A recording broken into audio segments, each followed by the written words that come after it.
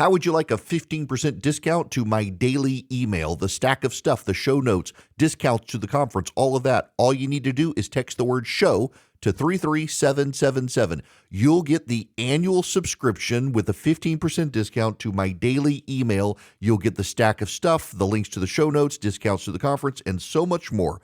All you have to do is text the word show, SHOW, to 33777. Text show to 33777.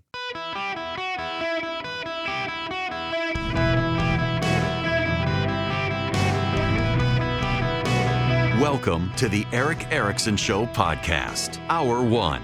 Welcome, America. It's Eric Erickson here across the nation. The phone number 877-973-7425. The college tour went great. Nate Bargatze was hilarious. It was a very busy weekend. Happy to be back with you. Don't forget to text donate to 33777 if you can help. We are raising money.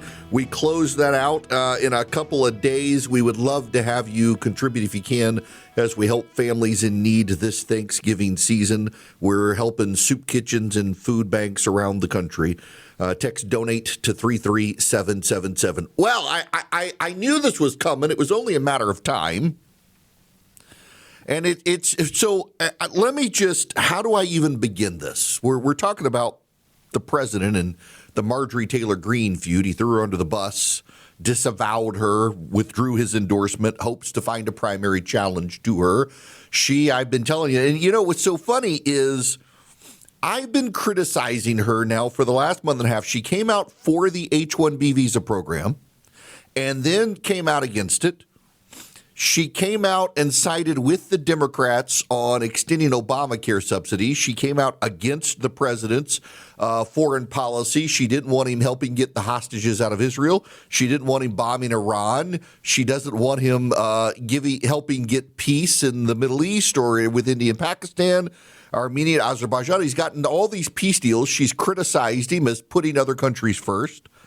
She sounds more and more like the left. She is a progressive. She's a progressive on the right, not the left. And she's always a perpetual victim. And I've been pointing these things out for a couple of months. And I've gotten some of the nastiest emails from people. You just don't like her because you don't like Trump. She's more loyal to the president than you. Shut your mouth. I mean, just some wild stuff. And some of those people are now writing back, I apologize. You were right.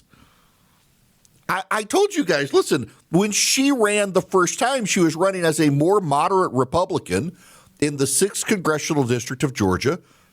She wound up when Tom Graves, the former congressman, left the 14th Congressional District. She moved up there, much more Republican district. She became full MAGA, got the president's endorsement, never looked back. The whole reason the fight is happening, just so you understand it, is because she's looking for her future. And I got to just pause and encapsulate it this way. Some of you listening right now, and I know I've gotten the text messages and emails from the people who are like, I don't know how you can say what you're saying. He's not going to leave office. Donald Trump is going to stay forever. I got some lawyer line, and I'm sure I gave him my cell phone number. He's so upset about Donald Trump. He never sends me messages checking in. Just, I can't believe you would say that. I'm so disappointed in you. I haven't blocked the number. I've thought about it. But when Trump was building the ballroom, he said, see, I told you he's going to stay. You don't build a ballroom and then leave Washington. He plans to stay. Like, no. This is nuts. Stop believing the ravings of the left. And for all of you people like that guy who have been convinced that Donald Trump isn't going to leave office, the whole reason we're having the Marjorie Taylor Greene Donald Trump feud is because Donald Trump leaves in 3 years and Marjorie Taylor Greene wants to figure out what's next for her. She hitched her wagon to MAGA. MAGA goes away with Donald Trump. The history of every populist movement is that it begins to collapse in on itself when the charismatic leader goes away through either death or term limits, and Donald Trump is term limited. Marjorie Taylor Greene stays, Trump goes. She wants what's next. She's trying to find her own path now, and that is threading the needle, trying to figure out her path, and so the feud is broken up. Now, this is her with Dana Bash on CNN yesterday, complaining about the president's mean tweets. Oh, hang on a second. Let's see. We'll figure this out. Technical difficulty. Marjorie Taylor Greene here with Dana Bash complaining about the president and all the death threats that she's getting, the threats and harassment she's getting here. It's unfortunate for the rest of us that Marjorie gets to couch herself as a victim, but that's what she does, by the way. Marjorie Taylor Greene has for years couched herself as some sort of victim of everybody else. Everybody's mean and out to get her and bad, et cetera, et cetera, et cetera, et cetera. And she's just, she's kind of done it to herself.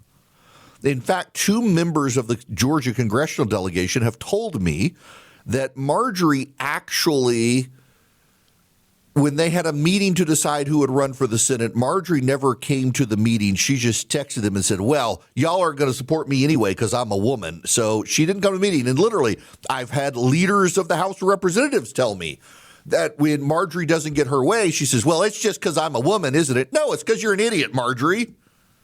However, I have something in my heart that I think is incredibly important for our country, and that is to end the toxic fighting in politics. And this has been going on for years, and it has divided our country, split up friends and families, neighbors, and it's not solving our problems.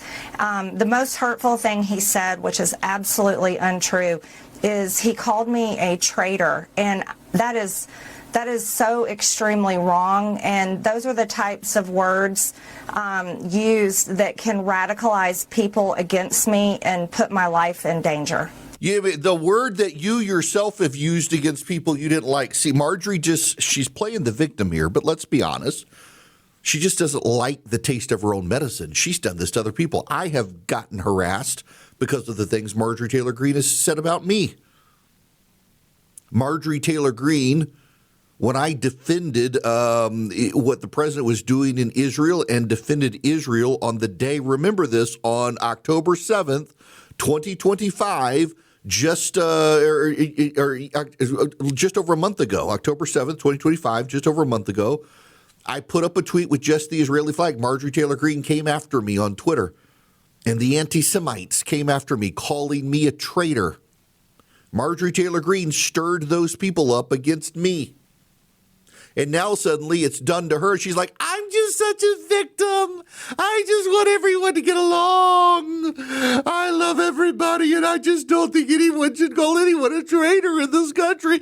You were fine with it just over a month ago, Marjorie, and suddenly it's done to you. You're like, oh, this is the problem. Marjorie Taylor Greene is a classic bully. She can punch, but she can't take one.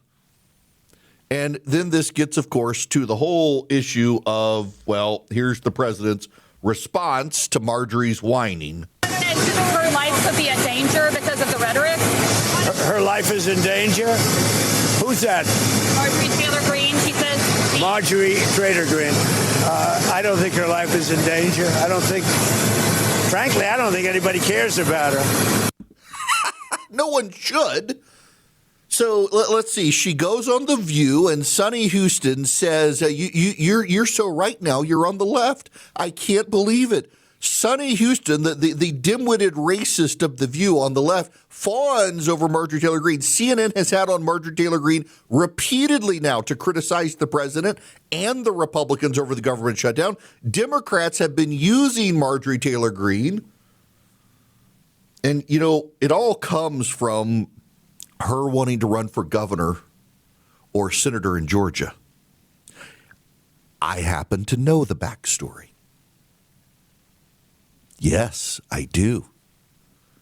Marjorie Taylor Greene really wanted to run for governor, not senator. She wanted to run for governor.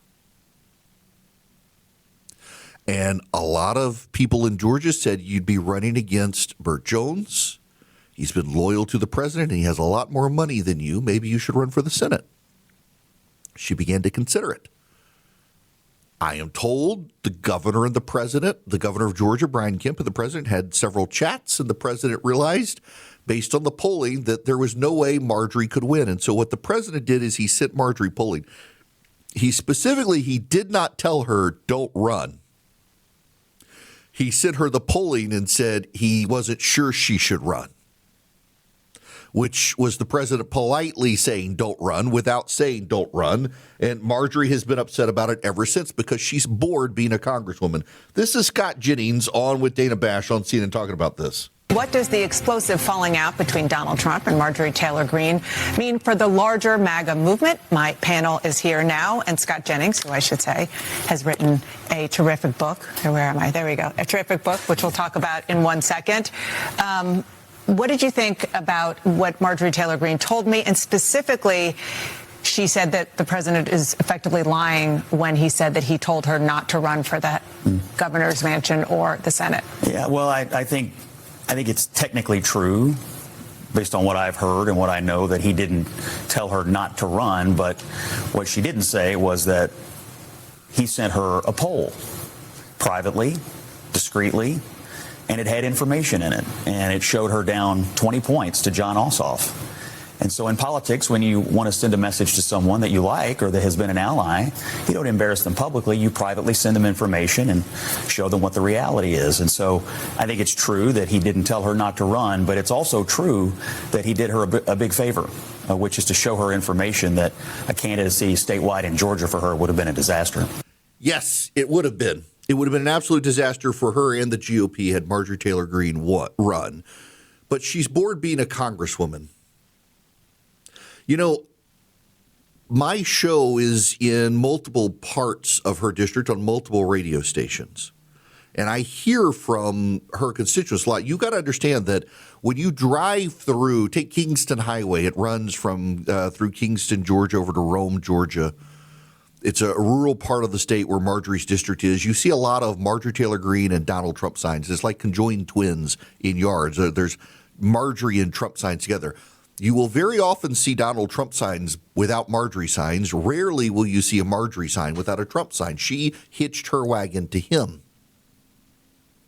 And her turning on the president, she's already bored being a congresswoman. I hear from constituents of hers, particularly in the business community, that they have to rely on other members of Congress for help. In fact, some of the big industries in her district regularly complain that Marjorie's constituent services as a member of Congress are so terrible, they have to rely on Rich McCormick and Barry Loudermilk, the two congressmen whose districts abut hers, to be able to get help because Marjorie's nowhere to be seen. She's not helpful as a congresswoman to her constituents. She wants to be seen. She wants a platform. She believes she's greater than them. And of course, she's made a lot of money as a member of Congress. There have been lots of allegations about her stock trading. She's made her net wealth has soared since she's been in Congress. She's now dating a reporter in Washington, D.C. She's kind of become the swamp. And she sees that Donald Trump is leaving office. He's term limited. She's not. She wants a new path forward. She has staked out the isolationist wing of the party. Marjorie Taylor Greene has actually said she wants America only, not America first, America only. So no military bases anywhere on the planet, withdraw from every treaty, just get out of the world, just America. She can have such a naive belief because she's never going to be able to implement it.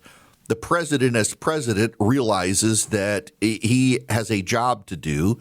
And as someone who has to be leader of not just the United States, but the free world, it's more complicated than the world Marjorie Taylor wants.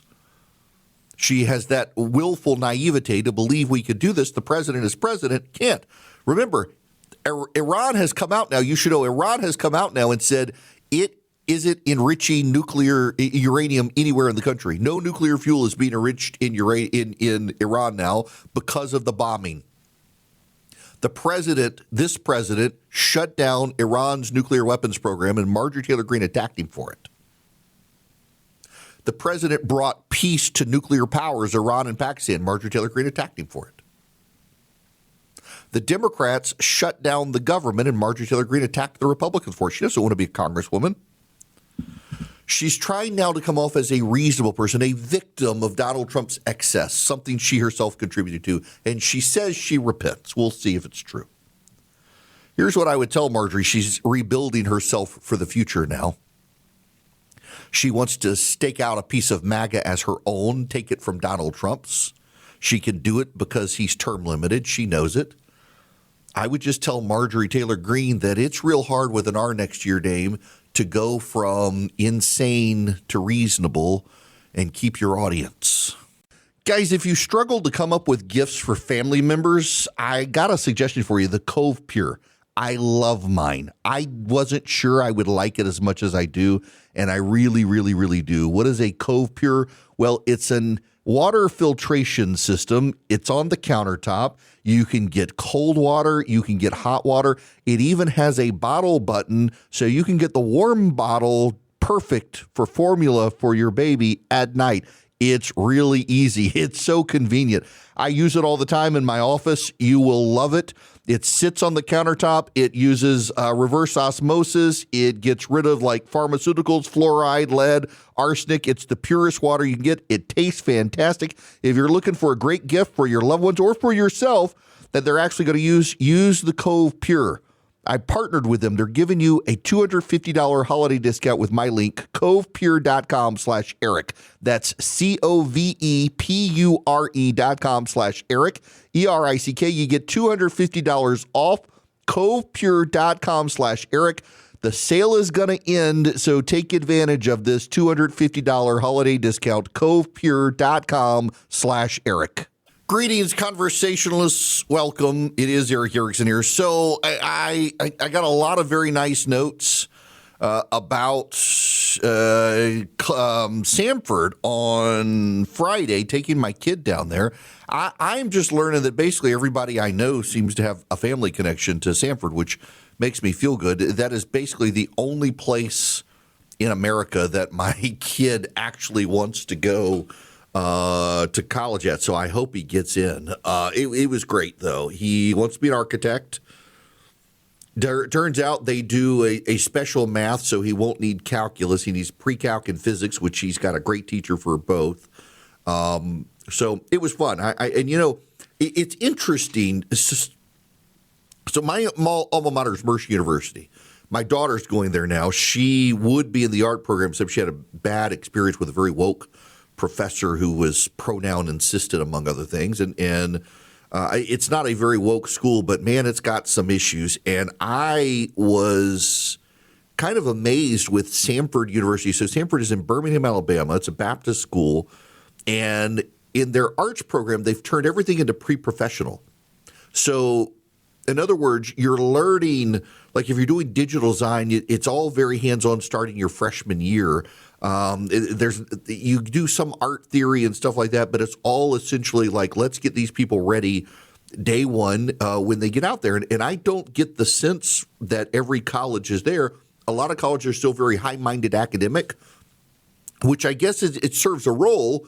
But at the same time, your high-minded academics are not going to be necessarily able to compete with AI. And then I do worry about some of these schools out there, like my alma mater. It's no longer religiously affiliated. How do you segment yourself from all the secular institutions as opposed to a place like Samford that has a deep religious core in addition to all the pre-professional realignment? I was fascinated by that tour. I got to tell you about Old Glory Bank, my bank. They would love to be your bank. If you go to oldglorybank.com/Eric today, you can sign up. Old Glory Bank is a bank that was started by conservatives concerned about the debanking trends that are clearly happening or were happening, targeting conservatives. And so they started Old Glory Bank. They would love to work with you. If you're a business, they have great business options, business lending programs, very hands-on with their businesses. Individuals, you can get no fee checking and savings like I have. You can get the premium accounts. If you're a veteran, a first responder, active duty military, you get great discounts. If you got a kid, great custodial accounts. They're online only, but they figured out how to deposit cash. I've done it repeatedly. It works great. They have a great bill pay system. Everything you need, fully serviced bank. Loans, mortgages, CDs, you name it. oldglorybank.com/Eric. If you're looking for a new bank, consider oldglorybank.com/Eric. It's the fastest growing bank in the country right now. oldglorybank.com/ERICK. Sign up today with Old Glory Bank. You can thank me later. Member FDIC, equal housing lender. Terms and conditions apply. Greetings, conversationalists. Welcome. It is Eric Erickson here. The phone number is 877-973-7425. If you have not signed up for the daily show notes by texting data to 33777, you should, and you don't. There's a free option. You don't get the show notes that come out right at noon, but you get all the other stuff that comes out, most of it at least. Here's why you need to sign up, because next week, or actually later this week, later this week, I'll be sending out my recipe guide for Thanksgiving with my gravy recipe, the sweet potato pie recipe that I use, all those great recipes for your Thanksgiving, how to smoke a turkey, all that sort of stuff. I don't deep fry. I've never liked fried turkey. I smoke my turkey, but I'm sending out all those things, salads, stuffing, all that. You'll get it later this week. So text data to 33777. Now, if you are a paid subscriber, we will be doing another Not Safe for Radio show in January, and paid subscribers will get first dibs on tickets ahead of everybody else anywhere in the country. If you're a paid subscriber. So it'll make you a great stocking stuffer present. We'll do another Not Safe for Radio show. We got to talk about Kevin Hassett on Kevin Hassett, by the way, you should know is very, very good. First, before I get to Hassett, I got to get to Bessent because, the president has floated $2,000 tariff checks. The president wants to do these checks, essentially refunding tariff money to consumers. And there's a problem with that, as the Secretary of Treasury notes. Secretary, is he going to be sending these direct payments to Americans of $2,000 or more? We will see. We need legislation for that. And again, President Trump is all about solutions, Maria. And yes, everything is on the table. But I will tell you that, again, thanks to him keeping his campaign promises to working Americans with the working class, no tax and tips, Social Security, overtime, we are going to see a big bump in the first quarter with the refunds and the real incomes. President Trump has also talked about sending $2,000 refunds to, and that would be for working families. Will have an income limit. Those could go out. And then, Maria, the other thing that is going to happen in July, families are going to be able to apply for any child born from January 1st, 2026 for the next 3 years is going to get a Trump account. That's $1,000 for each newborn that's going to go in the stock market, and that's going to be invested for the next 18 years. So President Trump is committed to getting the money back to families. That's great, but again, the $2,000 check, he's got to have Congress act on it. No word on whether Congress would want to act on it. Remember when the first time he did these $2,000 checks, or whatever they were, the Nancy Pelosi called it essentially chump change, didn't think it was much, and then when the Democrats did them, she thought it was the greatest thing ever. Funny how that happens. Now, we got to go to Kevin Hassett. He's talking about the price of goods, and we'll get to grocery prices later. There actually is some data on grocery prices that's troubling for the Trump administration. They've got to take on.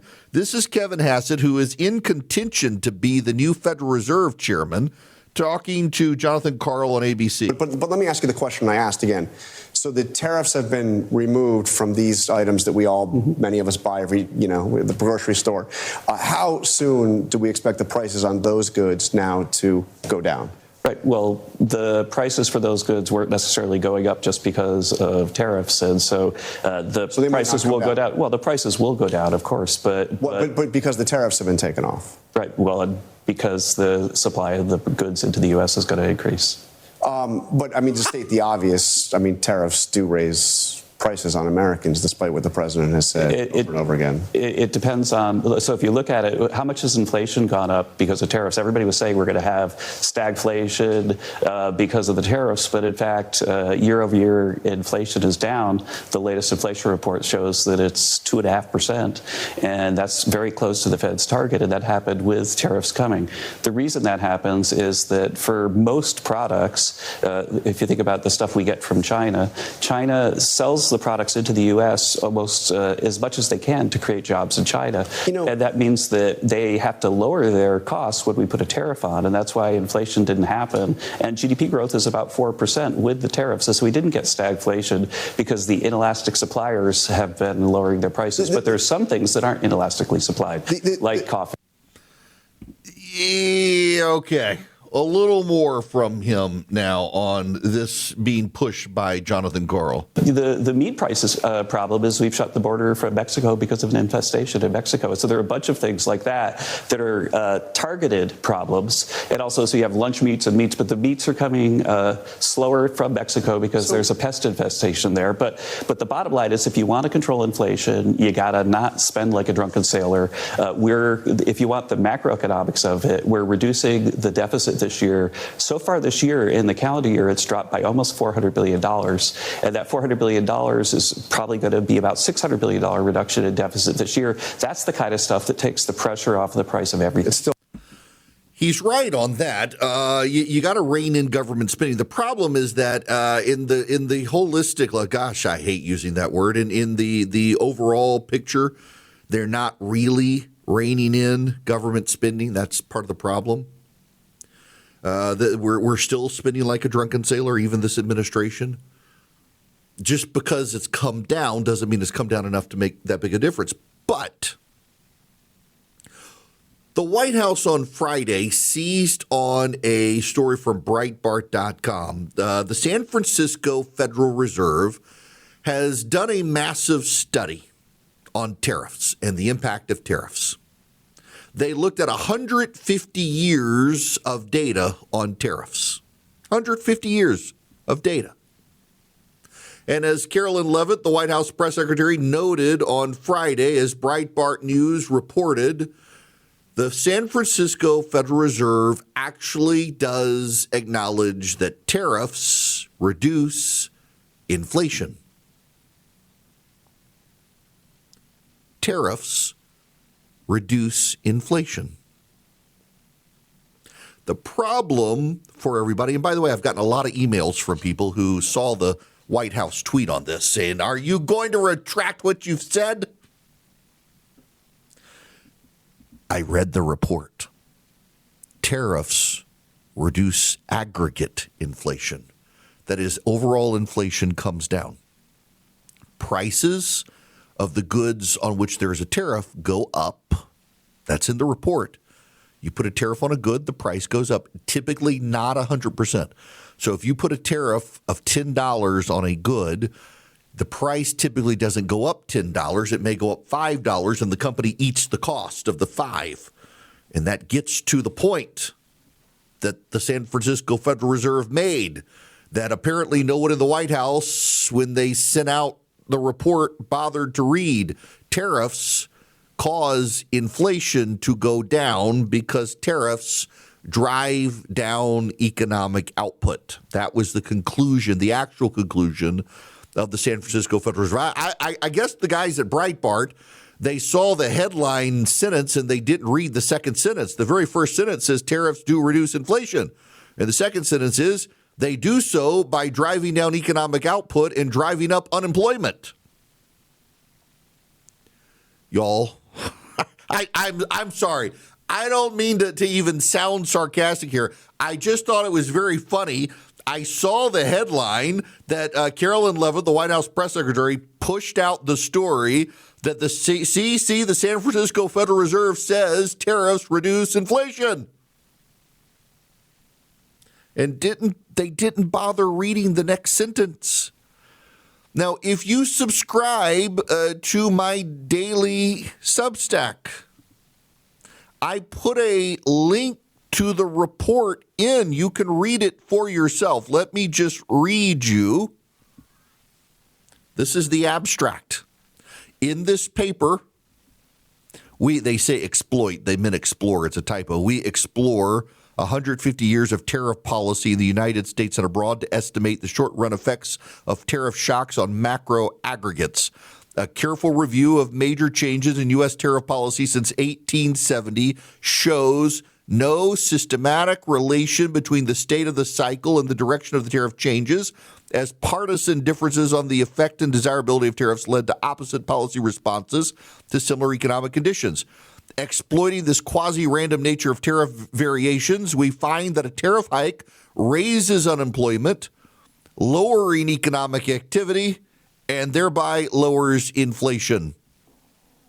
Using only tariff changes driven by long-run considerations, a traditional narrative identification gives similar results. In other words, tariffs reduce economic output, drive up unemployment, and thereby lowers inflation. What they conclude, you can read the whole report yourself. And again, I linked to it this morning. You can see it yourself. It's only 24 pages. Yes, there's a lot of economic terminology in there that it will go over your head. But essentially, a review by the San Francisco Federal Reserve Bank of 150 years of tariff policy found tariffs do cause inflation to go down. They cause inflation to go down by increasing supply. Why do they increase supply? Because tariffs drive down demand, because they drive up unemployment and they reduce economic activity, thereby supply builds. So this goes back again to Kevin Hassett talking about all the aggregate demand and supply in the country. Listen to what he says with John Carl again on ABC. But let me ask you the question I asked again.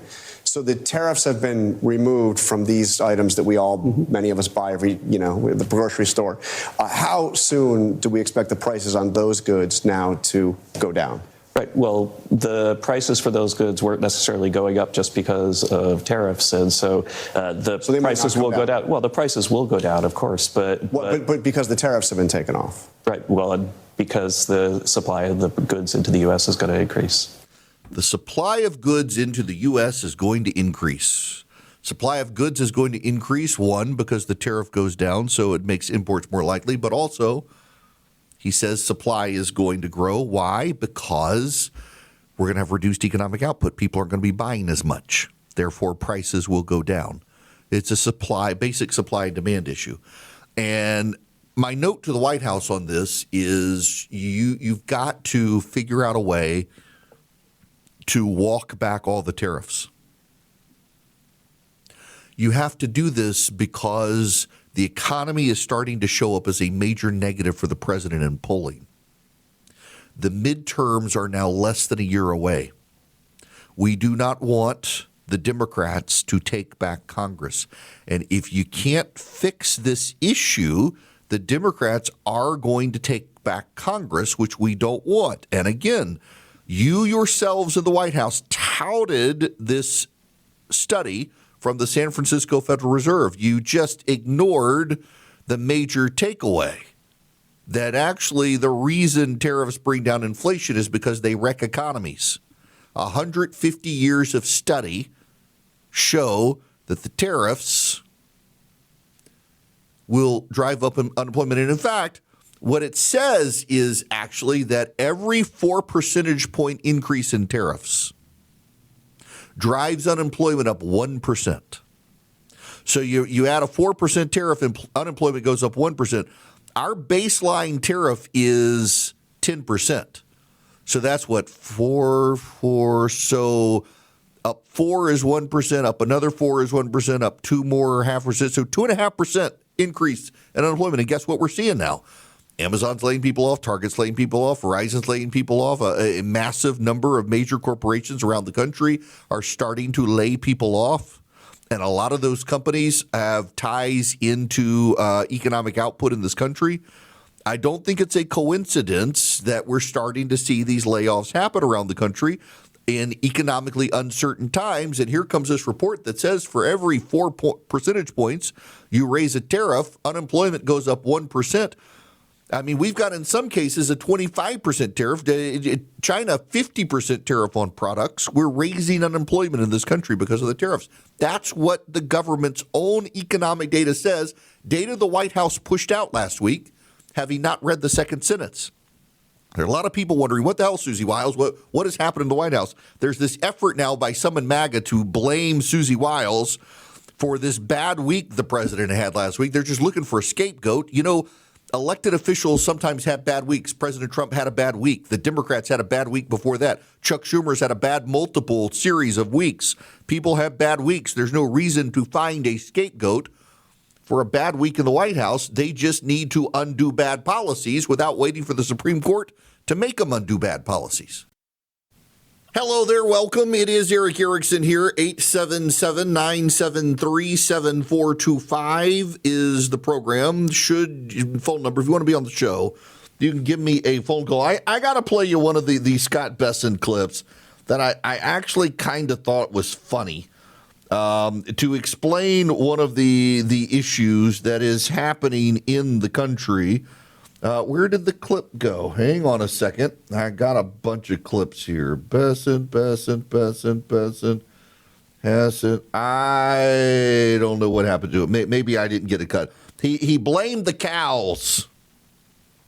You know, we got people coming from Mexico with cows. That's, you know what? I know. I saw it, I guess, on social media. Didn't actually get Charlie to clip it. That's the problem. Yes, so Scott Besson was on one of the talk shows this weekend, and he said that people are bringing their diseased cows from Mexico into the country, and that's one of the problems we've got. You know, that has happened on occasion, but generally it doesn't. One of the reasons beef prices are going up in this country, actually, though, is other countries south of us, Mexico in particular, Kevin Hassett mentioned that a little bit, has had a diseased of animals, and in fact, part of it is related to that screwworm. They're having to cull herds down in Mexico, causing a supply shortage. Now, we've also tariffed the beef. We're about to start dropping the tariff on Argentinian beef to come into this country, and the beef prices are a big issue now. They've started going up. It's kind of like the egg situation. Remember the egg situation when everybody got all the birds got the bird flu, and they had to kill a bunch of eggs or kill a bunch of chickens, and so we had an egg shortage. The same thing's happening with beef. It just, it takes longer to grow new cows than it does to grow new chickens, so it's going to sort itself out. But there actually is a infestation of disease in herds south of us. We're trying to keep from coming into this country, and it is causing part of the problem, not all the problem, but part of the problem. Now, let me tell you about Eden Pure and the Eden Pure Thunderstorm. You can get 3 of them and save $200. Get them for less than $200 at EdenPureDeals.com. Eden, like the Garden of Eden, Pure is the driven snow. EdenPureDeals.com. The discount code is ERIC3, ERICK, the number 3, no space. And they wipe out odors. Now, they get rid of dust, pollen, pet dander. I don't actually use them as an air purifier. They're small, they're portable. You can plug it up with a USB cord, you can plug it into the wall. I use it as an odor eliminator, and they work so well. In fact, so I'll be making gumbo next week. My wife and son don't particularly care for the smell of the roux when the roux is just getting done, and so I always fire up the Eden Pure Thunderstorm in the kitchen to wipe out the odor of the roux, and it just works. It eliminates, cooking odors, wet dog odors, litter box odors, smoke odors, you name it, and it just wipes them out. It works great. You can get 3 of them, and you save $200. You get them for less than $200. EdenPureDeals.com.